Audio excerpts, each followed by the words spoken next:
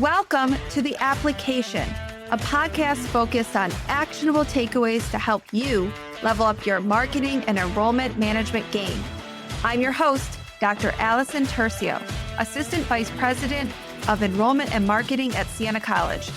Join me every Tuesday for discussions with some of the best minds in higher ed marketing and enrollment management. The Application is part of the Enrollify Network, a robust collection of podcasts designed to help higher ed professionals like you grow. Explore our other shows at enrollify.org or check out some of my personal faves linked in the show notes below. Enrollify is made possible by Element 451, the leading AI-powered all-in-one student engagement platform, helping institutions create meaningful, personalized, and engaging interactions with students. Learn more at element451.com.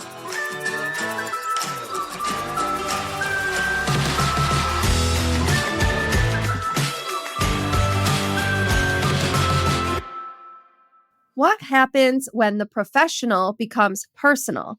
I'm thrilled to be joined by Melody Ferguson, Dean of Admission at Pacific Lutheran University.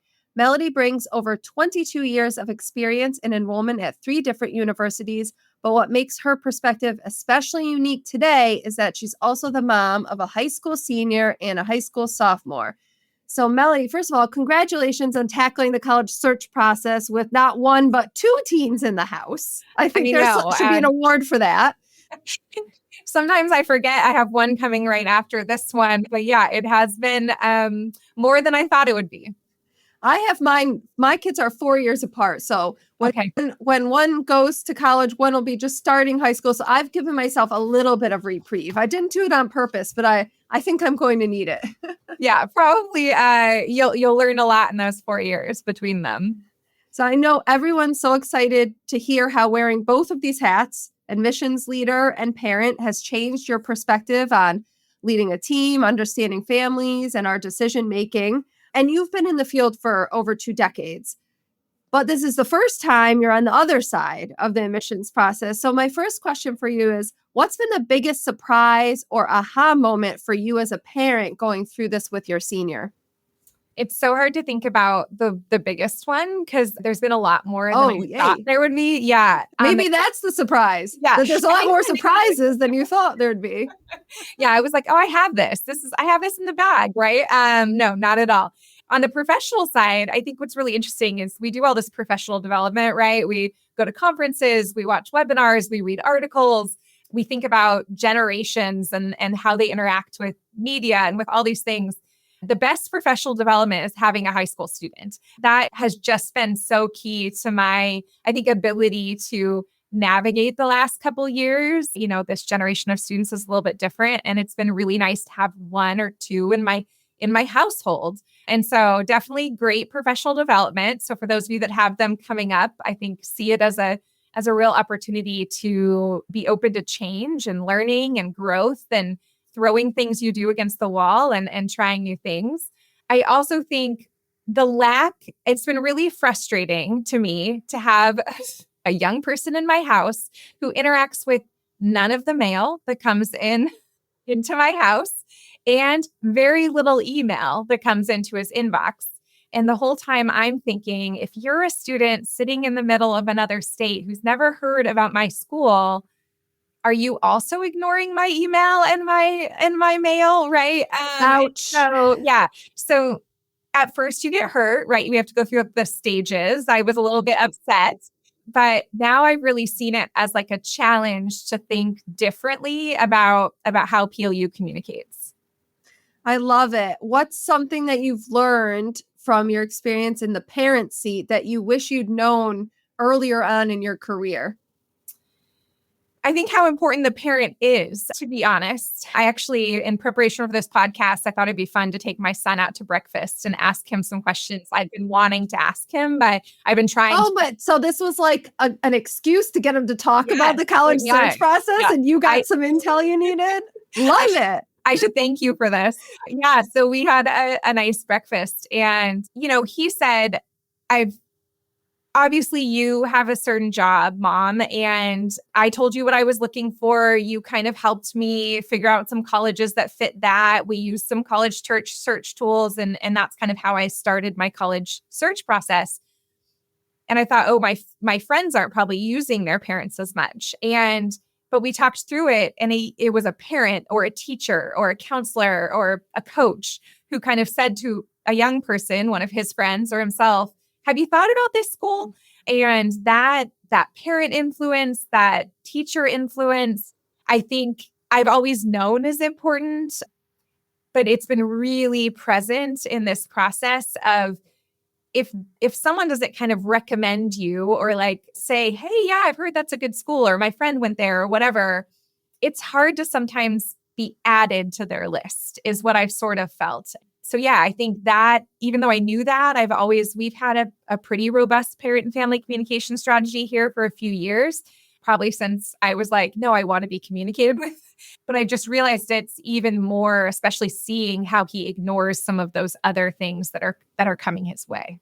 Yeah, it's like, it's not even just a communications plan that we need to that audience. It sounds like we need to be thinking about how do we ignite awareness of ourselves among that audience. And it would have to be early on, right? Because if you're not, I mean, it's one thing to talk to parents after a student applies, but what are we doing to build rapport with students, teachers, counselors, and all of these other people that are in the coaches, right? Probably all these other people that are influential in the student's life. So it's almost like we have to be thinking about like influencer marketing, but I don't mean that in terms of like getting paid for a social media post, like how we see it, but there's all these influencers, and are we really dedicating the time and resources to them as an audience that we should be? Yeah, we've been talking about in our office now, kind of influencing the influencer and kind of micro campaigns about, do we interact with theater directors in the area about our theater program, right? Do we really start to find, who are those people that a young person kind of trusts? And if we think we have this amazing program to tell them about, how do we get them to be open to hearing about it? We've even thought about, do we need to change some of our digital marketing strategy to be to parents and family members, not to high school students? It's so much harder to market to them anyway. And yeah, those are definitely things we've started to think about, maybe not put in place yet, but really start to think about how we can do that in the future. It's making me rethink. We do a lot of content marketing at Sienna. So we do something in the summer called application boot camp. And it's not about Sienna at all. We just do all the things. We'll review essays, everything students need to get ready for the Common App opening, right? But maybe it's the parents that we should be talking to about that kind of thing more so than the students. They're the ones who might be even more willing to engage. So yeah, that's interesting that we have to sort of, I just know that if we put out like percentage of time, I'm sure everyone listening and you and I, we're definitely spending the vast majority of our time on the student. And we really need to be thinking about those influencers. Yeah, we've even just last week, I was talking to one of my colleagues who's trying to do help with some development at a local school district. And I said, I think we just need more teachers to understand the process, not necessarily even know about PLU, but to like understand the process. And so, yeah, could you do an application boot camp with a track for students, a track for parents, and even a track for local teachers who might want to learn more? Because I do think it's this, people think they know or they don't know, and they're afraid. You don't want to say something wrong to a student, right? So how do we allow parents, family members, teachers to feel confident with how they're directing a student and how they're helping a student through this really complicated process? And, I think that's been one of the other surprises is we see the Common App on our side. I look at it, right? All those things, but to actually watch a student do it, they're really, yeah, and some of the questions are worded kind of weird. And so you're like, oh, no wonder people sometimes put the wrong thing there. It is, if you aren't like really thinking about it, it's maybe not as clear as I thought it was, right? So I can't imagine someone who's not in our seats where we're seeing this all the time try to help a student through that process. I just had an alum who's a teacher reach out, must have been last month, asking for advice on writing recommendations for students. Like, what are colleges actually looking for? What do they want to see in those? So there's something right there. But I'm really impressed, Melody. I'm impressed with how you've been able to sort of set your own, I guess, like professional ego almost aside and like open yourself up because it's hard, right? Because this is what we do. And we're listening to students and we're realizing what we do might not be exactly what we should be doing. So I just want to say, and how have you been able to sort of balance what you know as a professional and then like the emotions of the parent going through the search process in this? Yeah.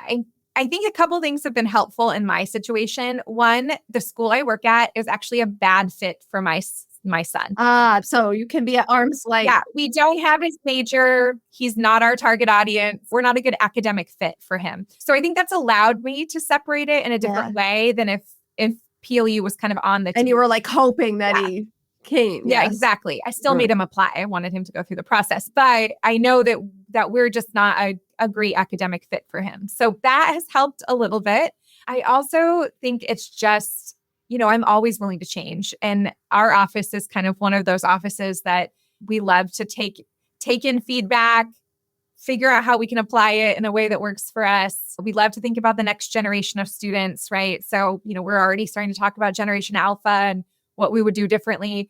But I think that is the mindset I came into this with is I need him to have his college search and I'm going to support him as a mom, but I'm going to take what he's receiving and not think about how it's influencing him, but just look at like the flow of things and, how many schools send more than one thing or what comes first? When did they send their first item? Did it matter?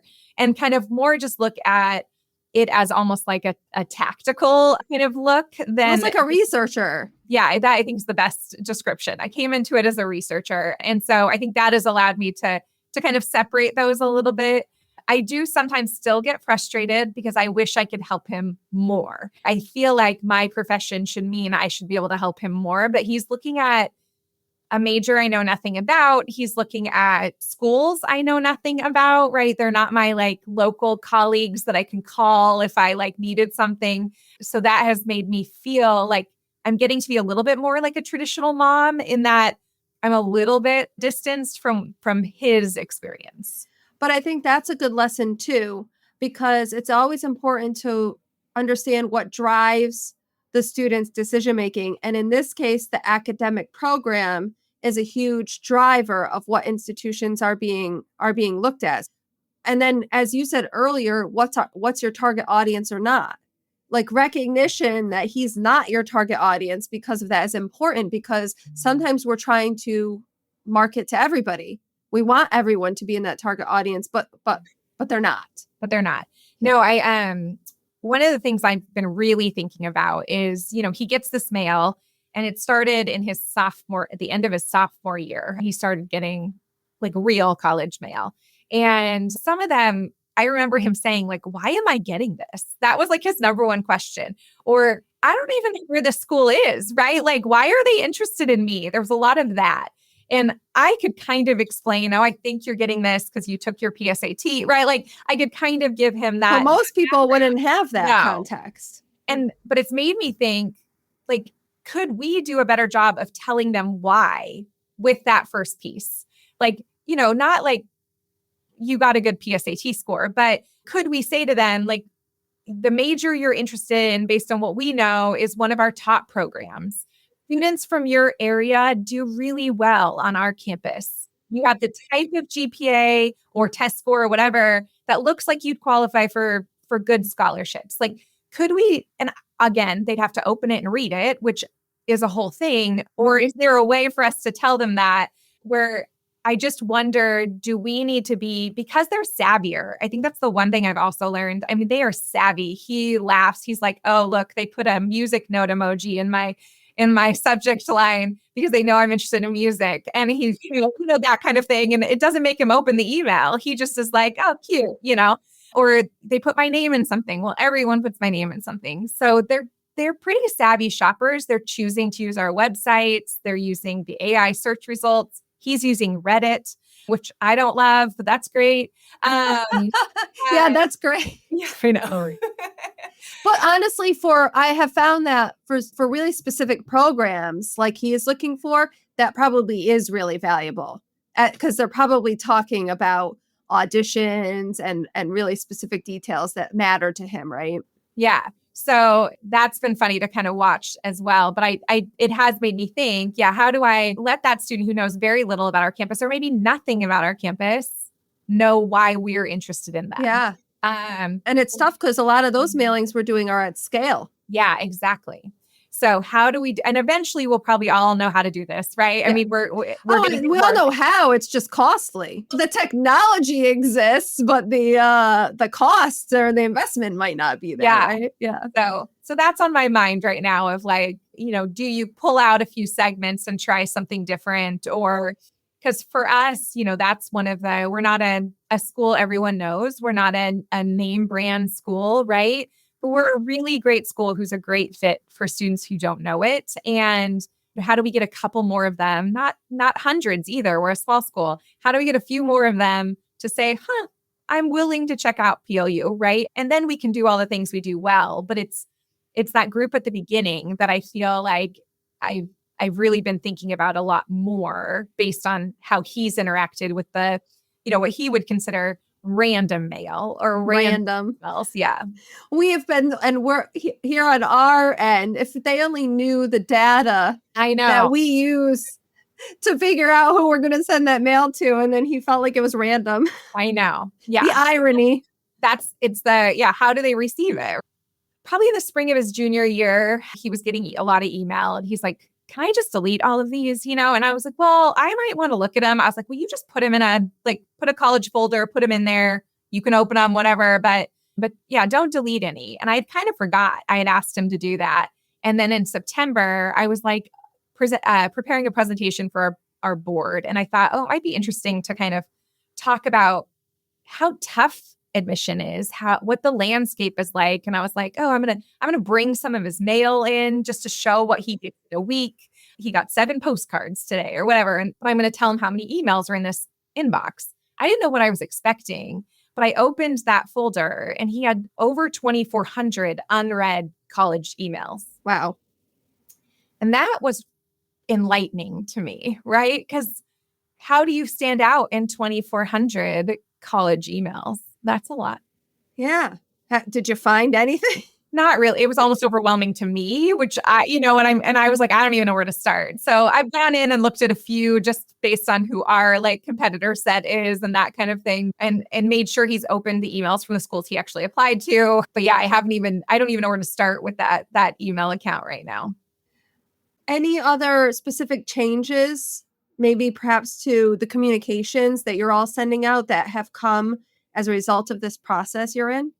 Yeah, we've done a few things already. I think we're going to do a lot more next year. I already have this whole strategy of laying out every piece of mail he has in one of our big rooms and letting people on campus walk around and just look at it. But we're sending less mail, but trying to make it more impactful. So we've taken out some of the postcards because he gets 9 postcards a day and they all look no matter how much we try, they all look kind of similar. They all say his name on them and all of those things. Is he getting stuff so he must, in College Board, they know he's looking for music programs. Is he getting stuff from colleges and universities that don't even have the program that he well, and he's looking at music production. Music production in College Board. So he selects music, which is actually not what he wants. So he's getting a broader kind of swath of schools, but he's also getting stuff from schools who don't have music. It don't make even sense for him. No. Interesting. And some of that happened a little earlier, right? I think they probably bought his PSAT score and AP score instead of the college. You get more the closer they get. But yeah, it's been really interesting for me to be like, oh, they probably didn't need to send this to us. But yeah, so we've taken out some postcards because there's just so many, and tried to make some pieces that make more sense. We've tried to make the covers talk about what's inside them so that maybe they would open them, so to be really explicit versus really pretty in some ways, or try to do both if we can. And then we had faculty write letters this fall, handwrite cards this fall, which usually we do in the spring as a yield event. But we decided to try with a variety of different groups, including some early admitted students, just to see if personal outreach earlier on, if academics was their big connection, made a difference.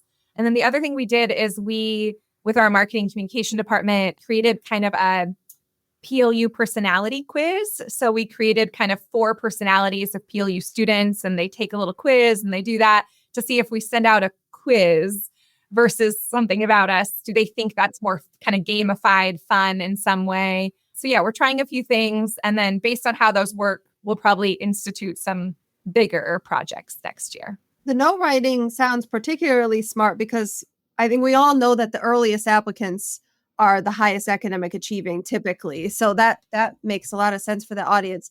Next, I want to get to a discussion about bridging different generations. But first, I need to ask our listeners for a quick favor. Please take a second, pause the show, and give it a rating or recommendation on whatever platform you're listening on. If you have an extra minute, I'd be so grateful if you wrote up a short review. Your feedback is really appreciated and valued, and it helps spread the message to more people. But back to our discussion. So the students you're recruiting today are part Gen Z and Gen Alpha. Gen Alpha, they're sophomores in high school. Actually, you have a Gen Alpha in your household. Yeah, one of both, which is kind of funny. Like, oh, just arbitrarily on this year we transfer over. But what insights have you gained from your teenagers about how they want to be communicated with?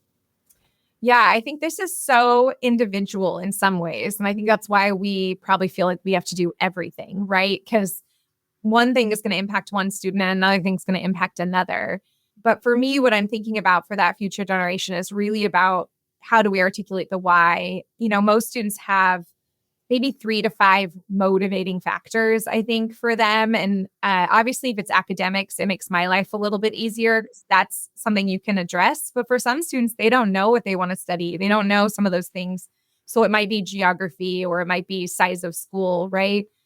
I really want to figure out how we can figure out what at least a couple of those are earlier on, if at all possible, to be able to really try to address those with students so then they can decide if they want to move forward. But I think it's going to be about trying to find, and yes, we have to do it at scale. So is it groups of students? I don't know what it is, or is it how we get names from College Board or Niche or all these places? Can we get a few nuggets of information that are easy to allow us to personalize? We keep hearing, right? Students want personalization. But I don't actually still know what that means because I think it's not their name on something. It's not a music emoji, right? So, which right now, those are the easiest things for us to do. But how do we actually provide real personalization at scale? I think is something we're going to have to figure out for the next generation if we're wanting to maintain or increase enrollment. Well, I think maybe your quiz might give you that intelligence, Melody. That's what we're hoping. We're sending it to early students just to see if they'll have fun with it, and we're gonna play a little bit. Yeah, I think personalization is such an interesting thing as well because I don't think we get to set that. I mean, Amazon and Netflix and everyone else, they've already sort of set that. I mean, your son would probably not verbalize that as personalization, but that's just his experience as a consumer going through life. That's just life, to have everything completely catered and customized to you. And then here come us, the colleges. And then it's like, I'm getting mail from a college that doesn't even have my major. I mean, we're living in a different world. Yeah. And we're not quite, I don't know. I don't have the budget of Amazon. So yeah, exactly. Yeah. It's really hard. I'm laughing, but it's not, this is not an easy, I'm laughing because it's so crazy, really, because how do we live in that world given the resources that we have? For instance, when your bar is set by those kinds of companies and that creates expectation, even me and you, right? Like that's our expectation through how we move through life now. And then how do we do that at a college or university? It's just, I don't know. I don't have the answers, but it's definitely something to recognize that we're not the ones who get to set that expectation. No, and I appreciate that I'm going through this process because I think it's forcing me to think forward in maybe a way that I wasn't doing before, and to use this experience to think about where we need to be. You know, and I think one of the things I know is we need to constantly work on our website, right? Because they are using it. When I asked my son, that was like I went and looked at the curriculum for each of the at each of the schools I wanted to go. He didn't use the word curriculum, but I looked at that and I read course descriptions, so I'm like, okay, so got to be easy to find. He liked seeing the 4-year plans, right? Because for him, academics is driving his decision. But I was like, oh, we need to make sure those things are very easy to find. What do you think he's going to be looking at as he actually decides which school to go to? Any insight there yet? This is something we talked about yesterday. This was one of the questions I wanted to ask him that I'd been afraid to ask him a little bit. He applied to 6 schools. He got into 4. He's waiting on 2. For him. Yeah, which is great. He has options, but he's waiting for those other 2. They're toward the top of his interest list as of right now. But he doesn't know. He said, I don't know what's going to make my final choice. I think we're going to have to do some visits. He's actually reached out to some faculty members to talk to them. Proactive on his own? Yeah. Yeah, I know. I was like, nice work. Because for him, that's going to be the way he's going to choose. And so I do think it's going to take, he kept saying it's going to be about the vibe. So he wanted to go and visit one more time. We visited a couple of the schools he's applied to. One of the school at the top of his list is at the top of his list because he liked the tour guide the best. I mean, he won't say that, but I think that's why. And it was a really good tour guide. The tour guide gave him the vibe. I know, gave him the vibe. And it was a Saturday quiet tour. I was like, oh, good for you. So yeah, so I think it's going to be visits. I think it's going to be faculty. I also think it's going to be financial aid and scholarships. We've had a really honest conversation with him about my husband's a public school teacher and I work in education. So that is a factor in our decision making. And we didn't let it limit where he applied because I know that there are scholarships out there and there are things you never know. Yeah, you never know. But I did tell him that it could mean, a school that he gets into becomes unattainable, depending on how that comes through. So at least we've been able to have really realistic conversations about that because I don't, as a mom, you don't want to have to say no to your kids. So I want to make sure he knows that might be coming, but that will be part of it as well. Has he gotten any financial aid packages yet? By the way, just to note for everyone, we're having this conversation in early January. It will come out later, but that's why I asked the question. So has he have full information from anyone? Not yet. No, he has some scholarship offers and early stuff, but no full financial aid award yet. So I think a couple of the schools he's applying to, I imagine will get it this month, and then a couple will come later.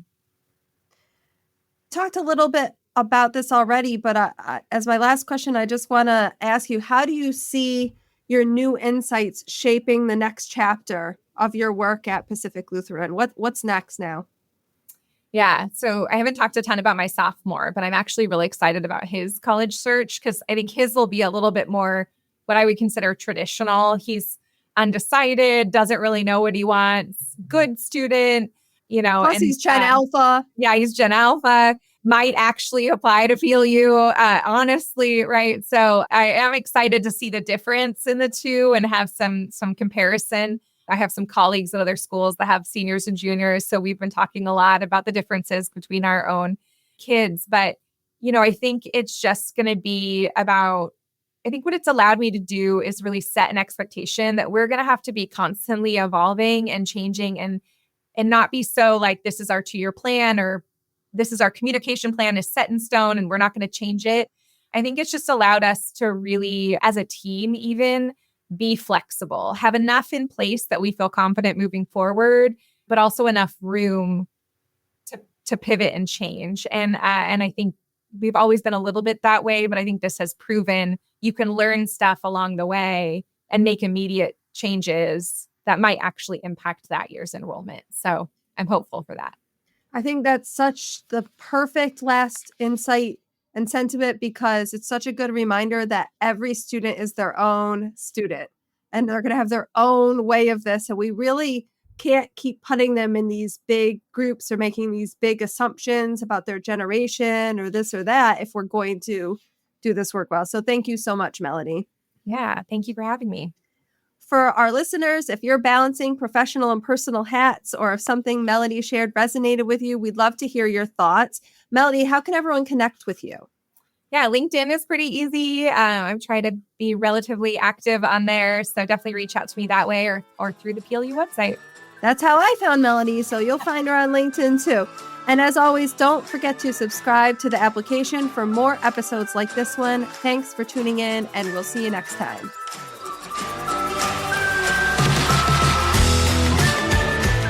The application is part of the Enrollify Podcast Network. If you like this podcast, chances are you'll like other Enrollify shows too. Our podcast network is growing by the month, and we've got a plethora of marketing, enrollment, and higher ed tech shows that are jam-packed stories, ideas, and frameworks, all designed to empower you to be a better higher ed professional. Our shows help higher ed marketers and admissions professionals find their next big idea, and they feature a selection of the industry's best as your hosts. Learn from Jamie Hunt, Seth Odell, Day Kibbles, Jeremy Tiers, and so many other of your favorite higher ed leaders. Enrollify is made possible by Element 451, the leading AI-powered all-in-one student engagement platform, helping institutions create meaningful, personalized, and engaging interactions with students. Learn more at element451.com.